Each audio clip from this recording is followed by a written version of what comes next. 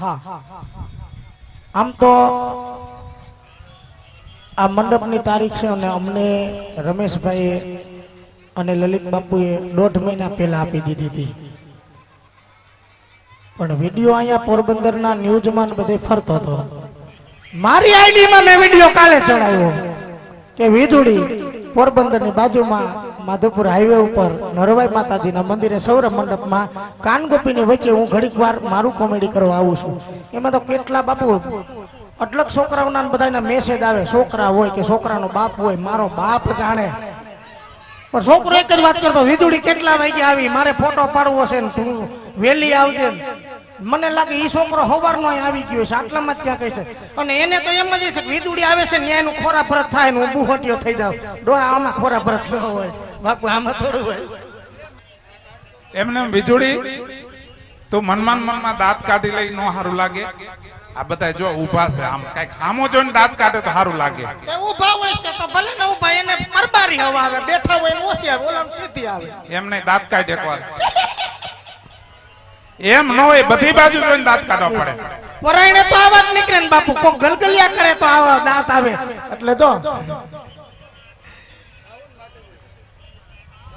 હા, દાંત કાઢવાનું કઈ તે મોટો લાડવો મોઢામાં વહી જાય ને એવડું મોટું પાડે. જિંદગીમાં ગમે ને રોવરાવો હોય ને, 2 થપ્પડ મારી દે તો રોઈ લે, પણ દાંત કાઢવા હાટું તેના હૃદય પાસે જવું પડે ને ગલગલિયા કરવા પડે. એમાં અમે હે ને આ જેટલા અમારા વિડીયો જોવે ને એના હૃદય પાસે જઈને અમે એને ગલગલિયા કરી દીધા, એટલે અમારા વિડીયો જોઈને દાંત કાઢે. ખાસ કરીને છોકરા, ડોહિયું અને આનંદ છે. પોરબંદર વાળાની તો અમારી માથે બહુ દયા છે કે પોરબંદરની સિટી ચેનલ છે ને, સિટી ન્યૂઝ ચેનલ, એમાં અમારા વિડીયો સતત આવે છે. એમાં એનું માણા કહે છે, એનો ખૂબ ખૂબ આભાર કે તમે અમને રોજ બતાવો છો અને એ લોકો અમારા લીધે ખુશ રહે છે, મનોરંજન કરે, દાંત કાઢે છે.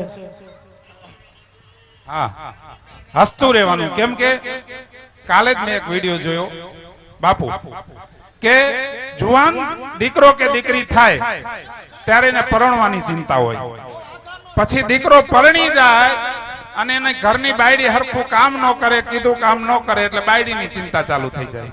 પછી છોકરા થાય એટલે છોકરાઓને ભણાવવા મૂકવા જવાના, એના ખર્ચા કરવાના, ઈ ચિંતા ચાલુ થઈ જાય. મોટા થાય ત્યારે પરણાવવાની ચિંતા ચાલુ થઈ જાય. પણ ઈ મહાત્માજી જે મેં વિડીયો જોયો એને એમ કીધું કે ચિંતા છે ને ઈ જ જીવન છે. જો સારી જિંદગી જીવી હોય ને તો જીવનમાં ચિંતા હશે ને તો જીવવાની મજા આવશે. બાકી શૂન્ય હશે ને, આપણે કાંઈ નહીં હોય તો નહીં ચિંતા હોય કે નહીં ખુશ હોય. એટલે ચિંતા જીવનમાં છે ને, એ આનંદ માની અને જિંદગી જીવો, જિંદગીમાં કોઈ દિવસ તકલીફ નહીં થાય. એ વીજળી, હા, અમારા આઈના પ્રોગ્રામ, અમારા કઈ અમુક જે કઈ અમારો જે આઈનો વિડીયો મેં મૂક્યો હતો એ આપણે અમર વિડીયો મેખડીમાં આઈના પ્રોગ્રામ તમને મેળાના બધા જોવા મળશે. અમે જે લાઈવ પ્રોગ્રામ કર્યો છે એ તમને એમાં જોવા મળશે. તો આનંદ વિડીયો મેખડી એને સર્ચ મારજો, અમર વિડીયો ગામ મેખડી એને સર્ચ મારજો એટલે તમને જોવા મળશે. હું તારે એમ નહીં, તું આડા દિવસે આવી ટનાટન તૈયાર થઈને કેમ ફરસી કે મને આટલા બધા છોકરા આવ્યા હોય મારે તૈયાર ન થાવ, પણ એને એમ થાય ને ભાભી ટનાટન છે કાં બા. એ છોકરા સામું ન જોવાનું હોય, મારા સામું જોવાનું. આમાં મારું ભેગું નથી થતું. તારું ભેગું ન થાય તા ગેટે બેહી જા ઘડીક વાર, કોથરો પાથરી. કેટલું માણા આવે જાય છે. તું આડું બોલવાનું બંધ કર દે. તને એમ કહું છું આજે કાઈ નથી તો તું આજે તૈયાર થઈને કેમ ફરશે? આ મેળો છે, મેળાના આયોજનમાં આવીશું. મને એવું લાગે છે કે આનો જયારે જન્મ થયો છે ને તે આની માં ભમરો ગરકી ગઈ છે, તો જ આવા જવાબ દે. નકર આવા જવાબ દે નહીં કોઈ દી કોઈ બાયડી ભાઈડા નહીં. જાણ રોજ ઈન મારીને જાય, નવા ટી-શર્ટ કરીને જાય. બાયુએ કોઈ દી પૂછ્યું નહીં. બાયુ નવા લુગડા પહેરે એટલે મરી ગયા પૂછે ક્યાં જાવ, કેમ ભાઈ નવા લુગડા ક્યાંક જાવું હોય તો જ પહેરાય, ઘરમાં ન પહેરાય. પણ સારું લાગતું હોય લાગે. તું રોજ ઉઠીને આજ આ કેવા મોંઘા લુગડા, આને ધોરાવાના 150 રૂપિયા થાય લે. ના રે ના, આપણે તો મફત ધોવાય છે.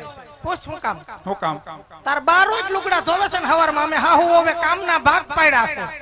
મારો બાનો જ વાંક છે. હવારમાં રોટલી મારે કરવાની, લુગડા અને માને ધોવાના. એટલે તો હું રોજ નવા લુગડા પહેરું, ભલે ડોહી ધોયા રાખે. ને ડોહીન કામે શું હોય? ખોટી કોક ને ઉમરે જાય ને અને કોક નું ઘર ભંગવે તારી વો આમ છે ને. એના કરતા મુઈ લુગડા ધોતી તો ઈ 10-12 વાગી જાય ને થાકી જાય તો 11 વાગે ખાઈને ઘોટાય તો જાય. જાજુ બોલમાં આના હારે લગ્ન કરીને હું પસ્તાણો છું. આ સેમ્પલ આવું છે તો ગોડાઉન કેવું હોય છે? આખું ખાનદાન, આમાં કોઈમાં કઈ કાઢ લેવાનું નથી. આ તો ન્યા તમે ન્યા 7 વાર માગું લઈને આવ્યા હતા. હા, 7 વાર માગું લઈને આવ્યા. અને 6 વર્ષ હગાઈ રાખવાની હતી, 1.5 વર્ષ જ રાખવાની હતી. 1.5 વર્ષમાં તો આનો બાપ લગન સમજીને પૈણી ગયો, જલ્દી તૂટી જાય એમ હતી. હા, જોવા ગયો ત્યારે ઝીણકી બતાવીને પૈણાવી આ ઢગીને. ભાઈ તમને 2 હાથ જોડીને વિનંતી કરું, પગે લાગુ બાપા. ભાઈ બેહી જાવ, તમારી પાછળ જે પબ્લિક છે એને દેખાતું નથી. અને ન્યા ક્યાં બેહુએ પોઈદરા કર્યા, બેહી જાવ ને. હા, ઉભા રહ્યો બેહો, કાઈ ફેર ન પડે. ન્યા ક્યાં બેહુએ પોઈદરા. ભાઈ અદબ પારીને ઉભો બેહી જાય, મારા બાપે બનાવી. બેહી જાવ ને, બેહી જાવ મારા ભાઈ, બેહી જાવ. ઠેસ આવશે ખમા વીરા તમને જાહે. બેહી જાવ. આ ભૂંગરા પા ન ઉભા રહેતા, માથે સીડા ડોહું પડશે કોકના મુંડા ભાંગશો તમે. આટલું માણા તાત્કાલિક દવાખાને કેમ પોગાડવા? માથે સીડા. આ પોરબંદર છે, જેમ ફાવે એમ બોલમાં. જેમ ફામ મે ક્યાં કોઈના કાઠલા પકડા છે? પાછું જ નથી પડતું, પાછું જ નથી મે પડતું. ક્યાં કોઈ, મે તો 2 હાથ જોડીને કીધું મારા બાપ બેહી જાવ. બાપ કીધા છે. રેઢિયા ડોબું ન હોય એવું કામકાજ છે આનું. થોડુંક માપમાં રહેવાય. આવું જો અજાણ્યા માણસ ન કહેવાય. ઓલો દાઢી વાળો રહ્યો ને ઈ માથા ભારે માણસ છે. મન કાઈ ન કહેવાય ને બેન થાવ. એટલે હા, અને કડીકમાં ભાઈ મળી જાય. બોલો, કોઈ કાઈ ન કે. ધર્મ નું કામ છે, ધર્મ ની જગ્યા છે. અહીંયા તો કદાચ કોક ને આમ ઠોહો લાગી જાય ને તો એમ કે જાય છે બાપા, કઈ વાંધો નહીં. આ ઈ જગ્યા છે, આ જગ્યાનો પ્રભાવ છે, તારો નથી.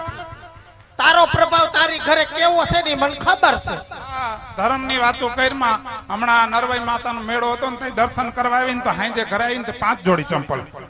મેં કીધું આ ક્યાંથી લઈ? તો મંદિરેથી લઈ આવી. તો ખાનદાની છે. એ મેડમ જાનુડી કરીમાં તારા ડોહા 40 વર્ષે જાનુડી ન હોય. 18 વર્ષ હોય તો જાનુડી કયો થારા લાગે. 40 વર્ષે જાનુડી કહેવાય? બાબલા બા એમ કહેવાય. બાબલા વાળું ભેગું નથી થતું. હું તને શું કઉ છું, ન્યા શું કહીતી? મારા ભાઈ આવ્યા છે, સરપંચ આવ્યા છે અને મળવા ગઈ હતી. કેટલાક ભાઈ છે? તું મને એકલાનું લિસ્ટ આપી દે કે આટલા મારા ભાઈ છે, એટલે મને ખબર પડે. જેટલી પોરબંદર ગામની અંદર મોટા મોટી દુકાનમાં જેટલી રાખડીઓ મળે ને એટલા મારા ભાઈઓ છે. આ સાજિંદા ક્યાં વહી ગયા છે? આવો બાપા આવો, એટલે આપણે ગોપીઓ ના લઈ આવીને કાર્યક્રમ ચાલુ કરી. હા, કેવો આ બેનજો, ઢોલ, તબલા, ઓલું વાજુ તને વગાડતા આવડે? ઢોલ તારી આઈટનો છે, ફૂટલો ઢોલ છે તારી જેમ. હા, ક્યારેક ઘરે વાજુ વગાડતી હોય ને તો જોયા જેવું હોય. વાજુ વગાડે ને તો પાછળ વાળા કેવા આવે કે હવે તમે આને વાજુ બંધ કરાવો ને તો હું પોલીસ કેસ કરીશ. એવું તો વાજુ વગાડે છે. એ પોલીસ માં મારું પતિ ન્યાય 2-3 ને ભાઈઓ કરેલા. કોણ જાણે આ સેટિંગ બધું ક્યાંથી થઈ જાય છે કઈ ખબર નથી પડતી. સેટિંગ થાય નહીં, બકા કરવું પડે. બધા એવા આજ ચોખવટ કરી દો. આનાથી મોટો મારો હારો કાંઈ કામ ધંધો કરે નહીં, ઘરે પડ્યો રહ્યો ખાઈને હોઈ જાય. એકવાર હું ગયો, મેં તો કાંઈક કામ ધંધો કરી ભૂખે મરી જાઓ તો મને કે પૈસા નથી, 3 લાખ રૂપિયા દો ને તો ધંધો કરું. તો મને વળી દયા આવી, મેં 3 લાખ રૂપિયા દીધા અને દીવથી દારૂનો ખટારો ભરી આવ્યો. એના બાપ પોલીસ વાળા આવીને ઉપાડી ગયા, હજી જેલમાં હડે.